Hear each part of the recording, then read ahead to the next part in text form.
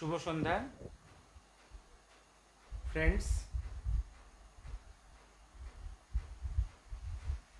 hoping I am audible and visible. আজ একটু অল্প সময় কথা বলবো। Hope I am audible and visible.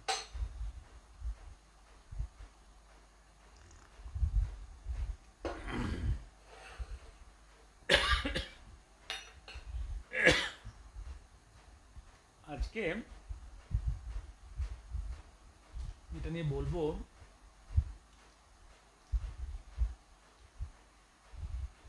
ভারতীয়দের ডিসপিরিটেড বা ডিমোরালাইজড হীনমন করার ডিমোরালাইজ করা, হীনমন্যতায় ভুগতে বাধ্য করার এটা মুসলিম যুগ থেকে ব্রিটিশ শাসনকালের এটা মেকানিজম, এবং সে একই জিনিস করে চলেছে এখন শিকুমাকু কঙ্গুজরা। এটা একটা চলমান প্রসেস। ভারতবর্ষের মানুষকে ডিসপিরিটেড করা, ডিমোরালাইজ করা, হীনমন্যতায় ভুগিয়ে দেওয়া, যে তোমাদের কোনো আদিম ইতিহাস ঐতিহ্য ছিল না, তোমাদেরকে সভ্য করেছে সেই এরিয়ানসরা এসে, Aryan invasion theory, Aryan aggression theory, invasion theory, তারা এসে তোমাদের সভ্য করেছে। যীশু খ্রিস্টের জন্মের ১,৫০০ বছর আগে, তার আগে তোমাদের সভ্যতা ছিল না। তারপরে মুসলমানরা এসেছে, Anamitra Bhattacharya, thank you, good evening. মুসলমানরা এসেছে from West Asia, Central Asia থেকে, তারা তোমাদের সভ্য করেছে। তারপর ইংরেজরা এসেছে, তোমাদের সভ্য করেছে। তোমাদের নিজস্ব পূর্বপুরুষরা ছিল বর্বর। এই তোমাদের ইতিহাসে কোনো জ্ঞান বিজ্ঞান নেই, এটাই বোঝাবার চেষ্টা করে। যা কিছু তোমরা পড়ো নাকি তোমাদের জ্ঞান বিজ্ঞান ছিল, এগুলো সব কল্পকাহিনী, বাস্তবে কিছু ছিল না। এই হচ্ছে প্রিচিংস চলে আসছে ফ্রম ইসলামিক রুলার্স, তাদের পেড হিস্টোরিয়ানসরা, তারপরে ইংরেজদের পেড, এখন এই শিকুমাকু কঙ্গুদের পেড হিস্টোরিয়ানসরা, পার্টিকুলারলি দ্য কমিউনিস্ট হিস্টোরিয়ানসরা, ইভিন গান্ধীবাদী হিস্টোরিয়ানসরা এই কথাই প্রচার করে, ভারতবর্ষকে, মানুষকে হীনমন্যতায় ডুবিয়ে দেওয়া, আর যাতে এরা সবসময় পরমুখাপেক্ষী হয়ে থাকে। এক সময় যখন সোনিয়া গান্ধীকে কংগ্রেসের প্রেসিডেন্ট করা হয়েছিল, তখন ইটালিয়ানরাও বিস্মিত হয়েছিল যে ভারতবর্ষের একটা প্রাচীনতম দল তার নিজের দেশের লোককে পেল না টু গাইড দ্যাট পার্টি। আমাদের গ্রামের একটা মেয়েকে নিয়ে যেতে হলো, একটা অশিক্ষিত মেয়েকে, তারাও বিস্মিত হয়েছিল। এবং এখানে ভারতবর্ষে বলা হয়েছিল কিছু লোককে দিয়ে কংগ্রেসের তরফ থেকে, না, এই তো আমাদের সভ্যতা, বাইরে থেকে লোকেরা চলে আসবে, যে কেউ চলে আসবে, এসে আমাদের শাসন করবে, আমাদের গাইড করবে, এই সমস্ত অনেক কথা বলা হয়েছিল। আমি সেই দিকে আজকে আমি সাম্প্রতিক কতগুলো খবরের হেডলাইনের প্রেক্ষাপটে আজকের এই সাবজেক্টটাকে আমি আলোচনা করব। এবার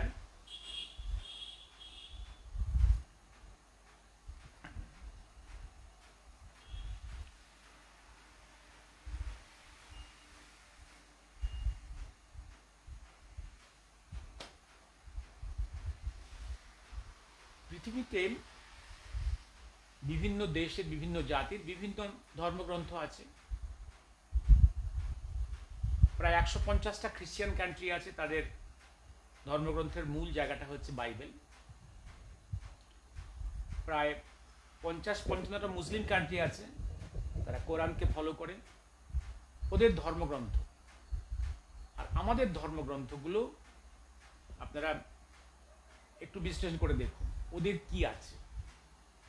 ওদের ধর্মগ্রন্থে শুধু লেখা আছে এইটা করো, এইটা করো না, এইটা পাপ, এটা পুণ্য, এই কোনো লজিক নেই, কোনো অ্যানালাইসিস নেই, এইটা করো এটা করো না, সেখানে কোনো সায়েন্স নেই, কোনো লজিক নেই। অন দি কন্ট্রারি আমাদের ধর্মগ্রন্থগুলো খুলুন, বেদ থেকে আরম্ভ করে উপনিষদ, গীতা, রামায়ণ মহাভারত তো ধর্মগ্রন্থ নয়, খুব বড় এপিক মহাকাব্য। আমাদের যে বেদ, উপনিষদ, গীতা, সেখানে লজিক আছে। বেদ উপনিষদে সেখানে সায়েন্সগুলো আছে, একদম ফিজিক্স থেকে আরম্ভ করে chemistry, mathematics, biology, medical sciences, metallurgy, applied psychology, laws, jurisprudence, রাষ্ট্রধর্ম, ইকোনমিক্স, ফিনান্স, সবই আছে। একটা রাষ্ট্রকে, সমাজকে চালনা করতে গেলে যা প্রয়োজন সবই আছে। হ্যাঁ, সেটা বিবর্তিত হয়েছে যুগে যুগে। ওদের ধর্মগ্রন্থের সঙ্গে আমাদের ধর্মগ্রন্থের মূল তফাৎটা হচ্ছে, ওদের ধর্মগ্রন্থগুলো has comes from the lips of a single person, সেগুলো পরবর্তীকালে পরিবর্তিত হয়। আর আমাদের ধর্মগ্রন্থ কোনো একক ব্যক্তির মুখনিষ্ঠিত বাণী নয়, এগুলো যুগে যুগে মানুষের অভিজ্ঞতা, জ্ঞান, যুগে যুগে বড় বড় মাপের মানুষরা কম্পাইল করে রেখে গেছে, এবং মাঝে মাঝে এটা বিবর্তিত হয়ে গেছে। কারণ মানুষের বিবর্তনের সঙ্গে সঙ্গে মানুষের প্রয়োজন, সমাজ রাষ্ট্র ব্যবস্থার পুরো সঙ্গে সঙ্গে মানুষের চাওয়া পাওয়ার পরিবর্তন ঘটে। তখন সমাজ বা রাষ্ট্রের বা ব্যক্তির যে গভর্নিং রুলসগুলোকে পরিবর্তন করতে হয়, সেই ধারা আমাদের ধর্মগ্রন্থগুলোর মধ্যে আছে, সেটা ওদের ওখানে নেই। কিন্তু এইখানটা মৌলিক তফাৎ। আর আমাদের এই ধর্মগ্রন্থগুলো যে বাস্তব, একদম মাটি থেকে উঠে এসছে। ইভিন যে মহাকাব্যগুলো, রামায়ণ, মহাভারত, এগুলো যে কল্পকাহিনী নয়, এগুলো ইতিহাসের প্রেক্ষাপটেই লেখা। এইটা সিকুমাকু কঙ্গুরা বিশ্বাস করে না, এইটা ইংরেজরাও বিশ্বাস করতো না। ইংরেজরা হয়তো সত্যি কথাটা জানতো, কিন্তু সত্যি কথাটা বললে প্রমাণিত হয়ে যাবে যে ভারতবর্ষের ইতিহাস, ঐতিহ্য অনেক প্রাচীন, অনেক গভীর, এবং আমাদের হিস্ট্রি হেরিটেজটা much more brilliant and more ancient than theirs in Europe and West, in West Asia. এই জায়গাটা স্বীকার করতে চায় না, তাই সেগুলোকে অস্বীকার করে। যখন রাখাল দাস বন্দ্যোপাধ্যায় হরপ্পায় মাটি খুঁড়ে প্রাচীন সভ্যতার ইতিহাস খুঁজে পেল, তখন ইংরেজ ভয় পেয়েছিল। তার সমস্ত মেটেরিয়ালস নিয়ে লন্ডনে বসে বসে অন আর্কাইভের মেটেরিয়ালস কিছু লোক পিএইচডি করলো, প্রমোশন নিল। কিন্তু রাখাল দাস বন্দ্যোপাধ্যায়কে এগেনস্টে পুলিশ কেস করানো হয়েছিল। তিনি বাধ্য হয়েছিলেন to resign from the post, তার পেনশনটাও পাননি। কারণ ইংরেজ জানতো এই কাজটা এগোলে ভারতবর্ষের ইতিহাসের যে প্রাচীন সভ্যতাটা বেরিয়ে আসবে, তাতে পাশ্চাত্য, ইংল্যান্ড, এরা সবাই ম্রিয়মান হয়ে যাবে। দেখা যাবে তাদের সভ্যতার থেকে ভারতের সভ্যতা অনেক প্রাচীন। অর্থাৎ এই যে ইউরোপ থেকে আনা এই যে এরিয়ান ইনভেশন থিওরি, যে এরিয়ানসরা এসে সভ্য করেছে, এই গপ্প আর খাওয়ানো যাবে না। তার ক্যারিয়ারটা নষ্ট করা হয়েছিল, এবং ইংরেজদের সেই ধারা, সেই চক্রান্তের ধারা সিকুমাকু কঙ্গুরা সমানে বহন করে চলছে, একই মেকানিজম। বলে রাখি, গান্ধীও বিশ্বাস করতেন রামায়ণ মহাভারতের গল্পটা হচ্ছে গল্প, ন্যারেটিভটা গল্প, ওর মধ্যে কোনো ঐতিহাসিক বাস্তবতা নেই, ওটা কল্পনা থেকে লেখা হয়েছে, মানুষের মনের কল্পনা থেকে লেখা হয়েছে। এবং অন দি কন্ট্রারি, সাভারকার একদম প্রথম থেকেই একদম তার পরিষ্কার বক্তব্য, রামায়ণ মহাভারত আমাদের ভারতবর্ষের ইতিহাস, সেখানে ইতিহাস ইনডিরেক্টলি লেখা আছে। যেমন একটা কথা আমি বারে বারে বলি, বঙ্কিমচন্দ্রের কোনো উপন্যাসই কাল্পনিক না। সমস্ত উপন্যাসের একটা ব্যাকগ্রাউন্ডে একটা ইতিহাস আছে। হ্যাঁ, ইতিহাস উপন্যাসিকের একটা ফ্রিডম আছে কিছু আর্টিকুলেট করার, কিছু মডিফাই করার। কিন্তু একটা জিনিস সত্য, বঙ্কিমচন্দ্রের সমস্ত উপন্যাসের ব্যাকগ্রাউন্ডে হিস্টোরিক ক্যারেক্টার্স আছে। ঠিক রামায়ণ মহাভারতের ন্যারেটিভসের পেছনে হিস্টোরিক ফ্যাক্টস আছে।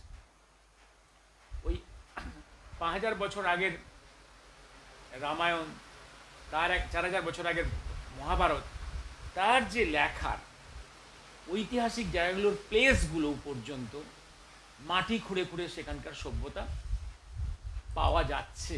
এটা প্রমাণ করে এগুলো সব ঐতিহাসিক সত্য। ইংল্যান্ডের সাভারকার যখন দশেরা উৎসব পালন করতেন, 1908 এরকম সময়ে, গান্ধীজিকে ইনভাইট করেছিলেন। Gandhiji came from south Africa. সেখানে একদম একটা প্রোগ্রামের সেশনেই গান্ধীজি উল্লেখ করেছিলেন তার স্পিচে, রামায়ণ মহাভারত কল্পকাহিনী, ওদের ইতিহাস নেই। সাভারকার পরিষ্কার বলেছিলেন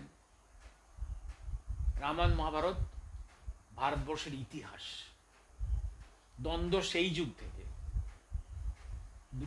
দুজন ব্যক্তির, সাভারকার আর গান্ধীজির দৃষ্টিভঙ্গির মৌলিক তফাৎ। ন্যাচারালি গান্ধীজির উত্তরসূরি নেহেরু এবং অল দি সিকুমাকু কঙ্গুজ সেই ধারা বহন করে চলেছে। আর সত্যিকারের যারা জাতীয়তাবাদী, দেশপ্রেমী, যারা ভারতবর্ষের মাটিকে নিজের একদম জন্মভূমি, পবিত্র জন্মভূমি মনে করে এবং মনে করে ভারতবর্ষই হচ্ছে এই পৃথিবীর সভ্যতার উৎসস্থল। আমি একটা জিনিস বলেছিলাম, একদিন আলোচনা করছিলাম, যে আজ থেকে 40,000 বছর আগে যখন শেষ হিমযুগ,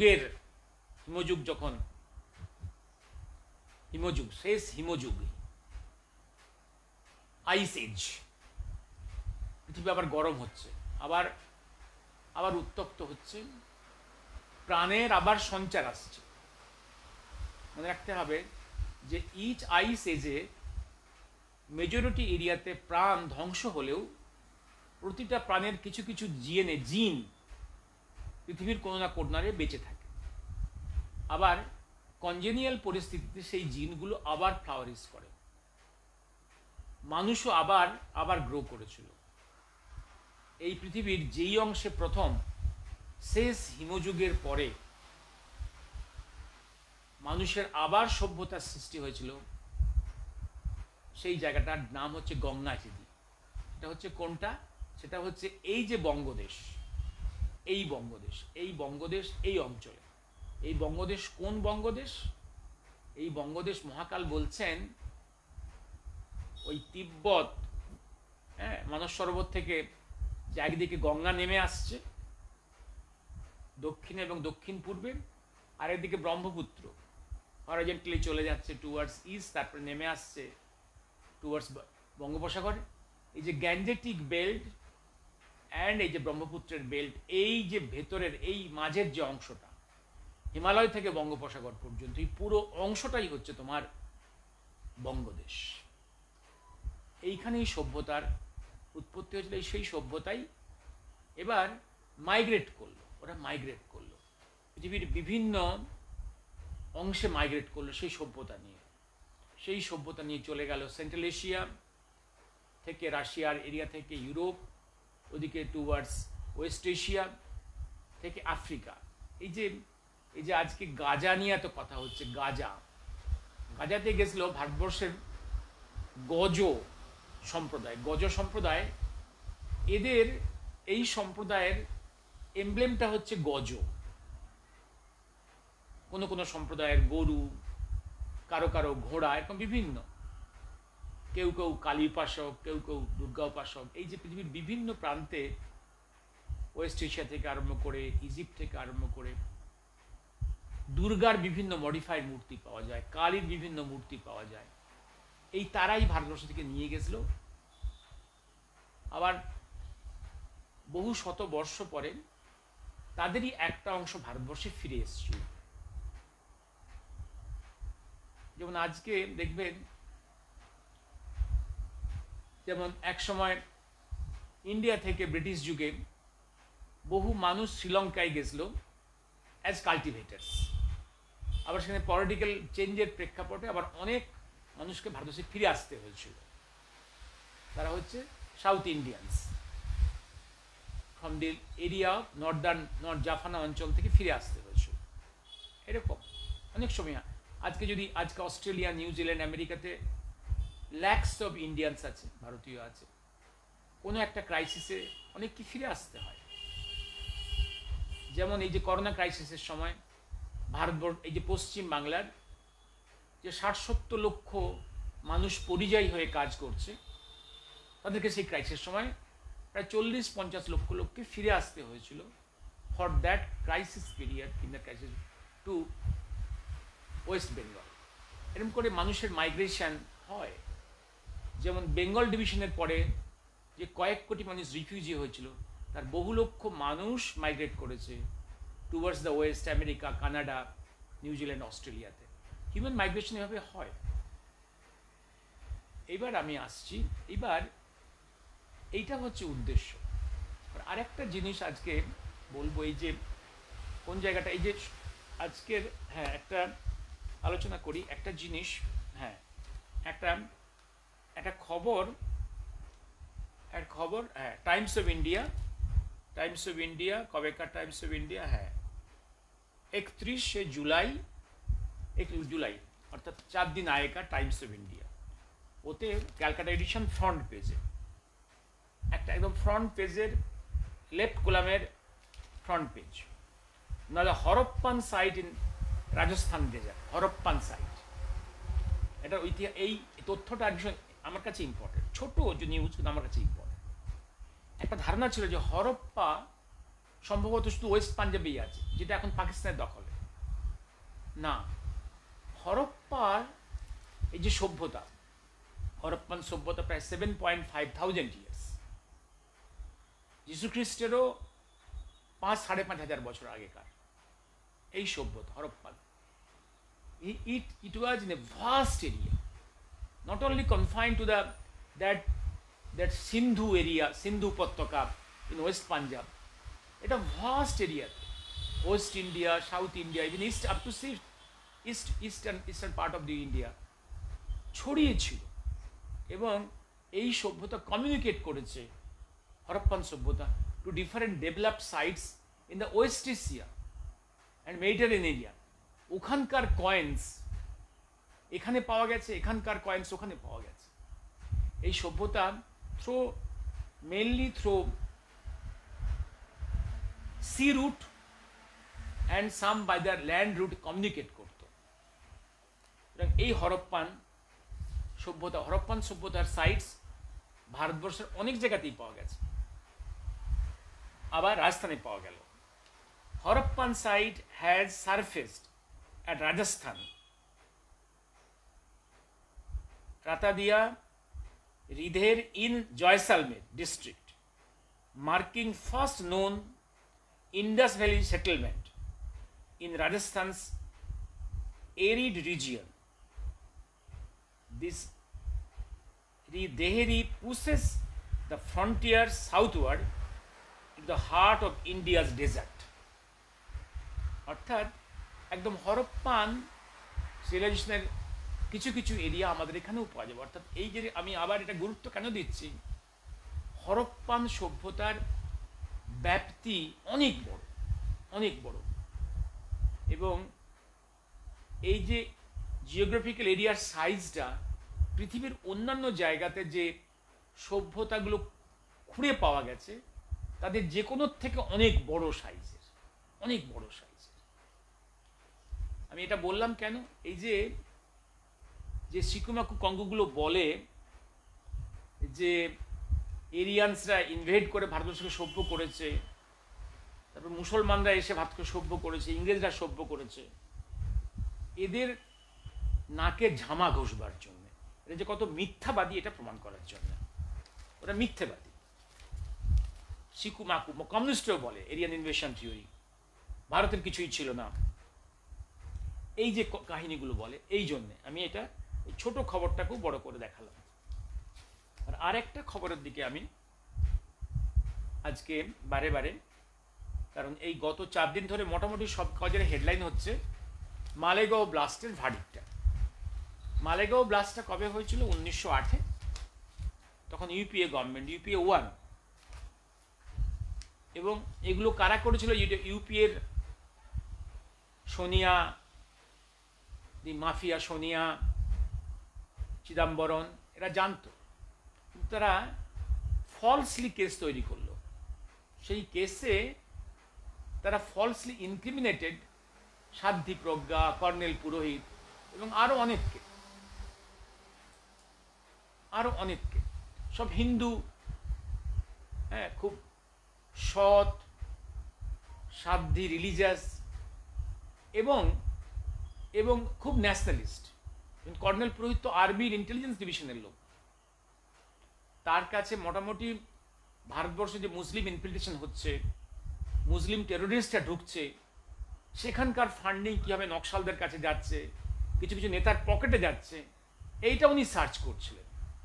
সুতরাং সেই লোকটাকে স্তব্ধ করার প্রয়োজন ছিল, সোনিয়া মাইনো এবং চিদাম্বরমদের। আর সাধ্বী প্রজ্ঞা একটা হিন্দু সংগঠনের বড় নেত্রী, এদেরকে স্তব্ধ করতে হবে, তাই এদেরকে ফলসলি ইনক্রিমিনেট করা। এবং সেই সময় এরা চেষ্টা করেছিল লেফটেন্যান্ট জেনারেল এস.কে. সিনহাকেও, যে এক্স আর্মি অফ ইন্ডিয়ার এবং বলেছি আমি ex governor of Jammu Kashmir and then of Kashmir of Assam, তাকেও দে ওয়ান্টেড টু ইনক্রিমিনেট। এবং এবং এবং আরএসএসের চিফ মোহন ভাগবতকেও ওরা ইনক্লুড করার চেষ্টা করেছিল। এবং সেই মিথ্যে মামলায় দীর্ঘদিন কয়েকজন জেল খেটেছে এবং সে সময় ওরা চার্জ ফ্রেম করে রেখে গেছিল, এভিডেন্স রেখে গেছিল। আলটিমেটলি দেখা গেল সব ফলস, তারা সবাই এখন মুক্তি পেল। এই যে যারা হিন্দু বা সনাতন নিয়ে যারা কাজ করে, যারা ভারতবর্ষকে তার সনাতন বা হিন্দু আদর্শের উপরে বাঁচিয়ে রাখতে চায়, ভারতের সভ্যতাকে, তাদের উপরে খুব রাগ এই শিকুমাকু কঙ্গুদের। আমি বলেছি বহু আগে, এই সোনিয়া মাইনো হচ্ছে একটা ইটালিয়ান মাফিয়া বাড়ির মেয়ে এবং মাফিয়া চক্রের লোক। Is planted in India to destroy India, is a planted. এবং আমি আবার মনে করিয়ে দিই, এই সোনিয়া মাইনোর চক্রান্তে দাক্ষিণাত্যের শঙ্করাচার্য ফলস কেসকে জড়ানো হয়েছিল, তাকে বহুদিন জেলে পুরে রাখা হয়েছিল। তার এগেনস্টেও ফলস কেস সাজানো যায়, প্রমাণ করা যায়নি এই সোনিয়া মাইনো। আর মনে রাখবেন, নেপাল রাজবংশে যে রক্তক্ষয় হয়েছিল, এই সোনিয়া পেছন থেকে কাজ করেছে। এবং তারপরে নেপালে রাজবংশের আধিপত্য একদম কমে গেল এবং নেপাল একমাত্র হিন্দু রাষ্ট্র পৃথিবীর, তার রাষ্ট্রধর্ম তাকে বঞ্চিত করা হলো। সেখানে এলো সকল সেকুলারিজম, এত বড় নেপালের সর্বনাশ করলো। এবং আরেকটা জিনিস, এই যে আরেকটা হচ্ছে এই মালেগাঁও ব্লাস্ট। এই মালেগাঁও ব্লাস্টের প্রেক্ষাপটে চিদাম্বরম একটা শব্দ কয়েন করেছিল, হিন্দু টেরোরিজম আর স্যাফরন টেরোরিজম, যে ভারতবর্ষে হিন্দুরাই একমাত্র টেরোরিস্ট। এইটা রেগুলার এই গল্প, এই কাহিনী চালিয়ে যায়, হিন্দুরা টেরোরিস্ট। এই গল্পটা খুব ভালো শুরু করেছিল নেহেরু, থ্রু গান্ধী মার্ডার। গান্ধীকে নাথুরাম গডসে খুন করেছিল। নাথুরাম গডসে এই যে হিন্দু, যে হাই কাস্ট ব্রাহ্মণ হিন্দু, অতএব হিন্দুরা হচ্ছে টেরোরিস্ট, হিন্দু টেরোরিজম। নেহেরু খুব ভালো খাইয়েছিল। আর গান্ধী হত্যায় আমি বহুবার আলোচনা করেছি সব থেকে লাভবানকে, ইট ইজ নেহেরু, সব থেকে লাভবান। আসলে আমি এটা নিয়ে বহুবার আলোচনা করেছি, আপনাদের মনের মধ্যে প্রশ্ন তোলার চেষ্টা করেছি যে Nathuram Godse and team is moving from Maharashtra through Bombay into Delhi. এই যে প্রতিটা স্টেপ ইন্টেলিজেন্স জানে,